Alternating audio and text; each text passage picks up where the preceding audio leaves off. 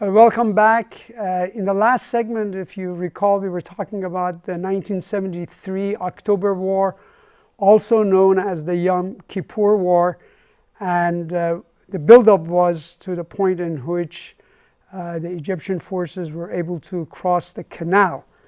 So I want to resume the discussion from that point on.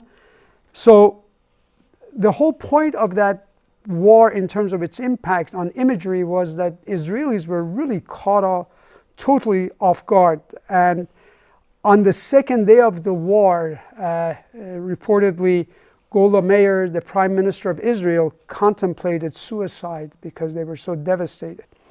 Now, once they crossed the canal, something interesting happened, and that was Sadat was totally thrilled. So he said, let's go for the kill. So let's move forward. General Shazli, who was the real brain in terms of planning this invasion, said absolutely not.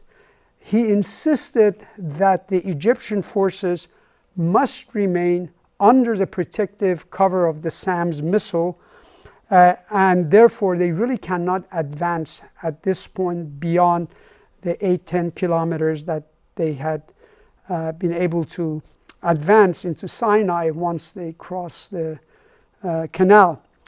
But Sadat insisted. He was the president. He said, no, we can do it. And so the rest you know or you can guess. Once the Egyptian forces left the protection of the SAM's missile, Egypt could no longer provide air support for its troops. The Egyptian army was really made an easy prey for the far superior Israeli Air Force, as well as getting caught. You know, this is a desert area, so you really don't have any place you could hide. So by the last days of the war, which ended 19 days later on October 25th, Israel was able to encircle Egyptian's Third Army. And at this point, and actually a few days before that, the Soviet, who have now had gained a new measure of respect for the Egyptian forces and Sadat, they decided to intervene and help Egypt. So the Soviet asked for a ceasefire in place. Israel refused that because they didn't want to concede any territory. And they wanted to advance further in order to improve their own bargaining position after the war. And after all, they had also encircled the Egyptian army. This period is important because now the Soviet Union began to be more active, and they urged the United States to jointly work out a settlement of the war. And also in that communication, they pointed out that if United States does not participate and rein in Israel, then the Soviet will unilaterally enforce the ceasefire. That additional point was sufficient for Henry Kissinger, and at this point it's really Kissinger rather than Nixon. Kissinger is the Secretary of State. We're talking about President Nixon's second term in office. This was sufficient for Kissinger to put United States forces on a worldwide nuclear alert. So on October 24th, we have the third real dangerous moment in the post-World War II history. Kissinger had put the United States on stage 3 nuclear alert. So the issue now is what would be the best way to resolve this conflict. And before I get to that part of it, I want to say a few words about the Soviet reaction about our nuclear alert. And the point here is this. The Soviets really were bewildered by our response because they suggested that they want to end the war, and they said, look, if you're not going to participate, then we're going to go and do something about it. And they really thought we were nuts. the next day, United States and Soviet Union agreed to a United Nations forces enforcing the ceasefire, and the crisis ended. The point that I wanted to digress a little bit about the nuclear alert is this. You got to remember that this is a period in which President Nixon is consumed by the Watergate scandal. And later on, we learned that it was Kissinger who was doing all the decision making in that period without really Kissinger and the Chief of Staff, General Haig, the two of them decided these course of action. President Nixon was really out of it. Interestingly enough, in that period, we also learned that Kissinger had drawn plans for the United States to invade Saudi Arabia and Kuwait to seize their oil fields. All right, so with that nuclear alert, let me go back to my next point. And the next point really was the earlier one on the slide, and that is the settlement of the conflict. Kissinger had said, and you can see the quote on the slide, quote, "The best outcome will be a minor Israeli victory." So the question for you is to ask yourself, why? Why a minor Israeli victory? Why not a major Israeli victory? The answer to that question is a bit complicated, but it has a lot to do with Kissinger's modus operandi. In my estimation, Kissinger is probably the most overestimated Secretary of State we have ever had. And I always wondered, if it wasn't for his thick Germanic accent, which make him sound very profound at times, would we have treated him the way we have treated him? Certainly the press thought every word that came out of his mouth was something profound. In my estimation, he was a great bargainer, a tremendous tactician, but a lousy strategist. And the quote that I have in here about a minor victory for Israel would be the best outcome really reflects how good a bargainer he was. What he was trying to do was, or he was hoping to do, was by having Israel barely win that war, have a minor victory, they would be much more willing to bargain, to come to the bargaining table, to negotiate some kind of a settlement with Egypt. And so therefore, from that angle, this was a really interesting part of Kissinger's tactic to get Israel to agree to negotiation. If you recall from previous segments on this topic, I pointed out Israel had very little incentive to want to give up any land and have peace with the Arabs, for the simple reason that she felt very powerful, much more powerful than the Arabs. So how do you ensure that Israel will only have a minor victory? Well, to that end, I should add, Kissinger held off military supply, weapons supply to Israel for a week because he wanted to simply increase United States leverage over Israel. And apparently he lied to the Israelis, telling them that it was not him, but the Secretary of Defense, James Schlesinger, who was holding up the supplies to Israel. But all along it was Kissinger himself doing that. So the whole idea was to have Israel achieve a minor victory in order to increase the Arabs' leverage and also to help or to induce Israel to be willing to negotiate a settlement.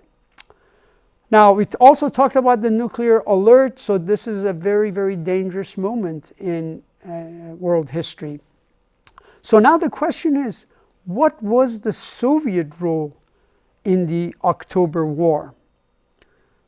I've always said, and you can, if you go back to the previous lecture, you'll hear me inter alia pointing this out, that you will learn a lot, you will learn quite a bit about the Cold War, about the nature of the Cold War, and about the Soviet intentions by studying their behavior in the Middle East.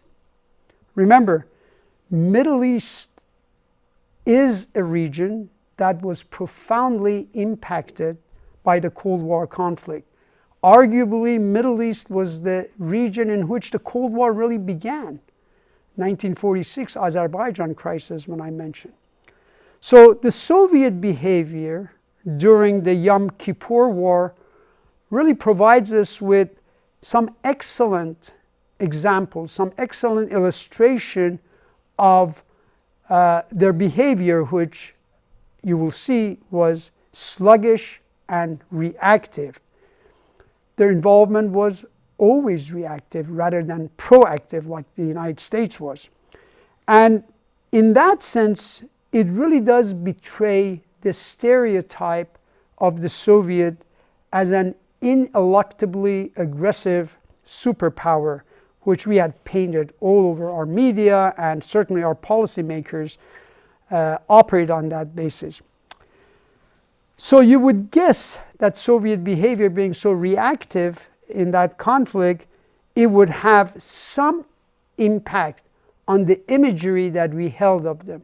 And the imagery we had, actually the one Kissinger had, which he discusses in his book, 1957 book, Nuclear Weapons and United States Foreign Policy book. It's a 1957 book. He calls them the diabolical enemy. The Soviets' behavior showed that they were absolutely dead against the war. They didn't want Sadat to invade. So if they're supposed to be ineluctably aggressive and they have their puppets, supposedly Sadat, they would be urging him to attack, because this is the whole modus operandi of an aggressive superpower. But they were dead against the war. In fact, the Soviets were so opposed to the war that on October 4th and 5th, a day before the invasion, on October the 6th, they flew their advisors out of Egypt. Later on, Sadat complained that the Soviet actually ended up tipping his hand to the Israelis by pulling out their people and advisors 48 hours prior to the attack. In other words, and by the way, the intelligence knew that the Soviet Union was pulling out, but they didn't make the connection. Remember, I said that the failure of intelligence to understand the Yom Kippur War was failure of interpretation. It wasn't really failure of intelligence in terms of hard data. All right, so the Soviet Union, therefore, not only did not encourage Sadat, they were dead against the war, and once they knew Sadat was going to move on, they pulled out their advisors, which Sadat was counting on. And by the way, this becomes the basis for Sadat really becoming angry at the Soviet and wanting to move as quickly as he could to the United States side. So going back to the October War, what happened was that the war greatly improved Arabs' image throughout the world.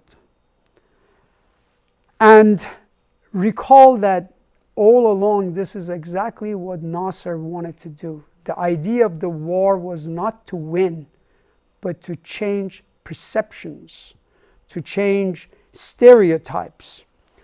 And the war showed that the Arabs are far more capable than everyone else had assumed.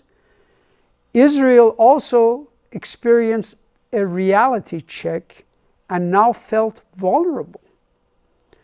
So even though towards the end of the conflict, Israelis were able to encircle the Egyptian army, the damage to their sense of military invincibility and the damage to their sense of self-confidence was truly devastating.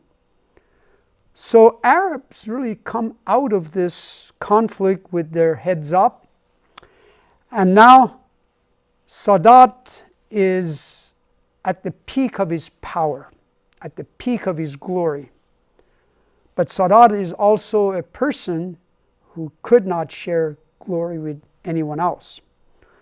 So soon after the war, Sadat gets rid of General Shazli. Remember, General Shazli was that one leader who was the real hero of the war, because he's the one who did all the planning, and he's the one who had told Sadat not to go beyond the 8 to 10 kilometer umbrella that was provided by the cover that was provided by the SAMS missile. So at this point, therefore, Sadat gets rid of his competitor for the glory of that war and begins to really rule as someone who has now accumulated great deal of power and great deal of goodwill.